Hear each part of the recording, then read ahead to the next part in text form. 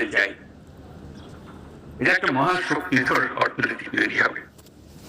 আজকে কুমিল্লা থেকে টেকনাফ পর্যন্ত যে উপকূলভূমি, এখানে যদি কাতারে কাতারে সব নৌবন্দর স্থাপন হয়, মাতার বাড়ি গভীর সমুদ্র বন্দর পর্যন্ত যদি আমরা দুনিয়ার সব জাহাজকে আশ্রয় দিতে পারি, তাদের কাজ করার জন্য সুযোগ সুবিধা দিতে পারি, আমাদেরকে আটকাবে কে? এবং শুধু এই সমুদ্র বন্দর আমরা ব্যবহার করবো, আমাদের মালামাল যাবে তা তো না।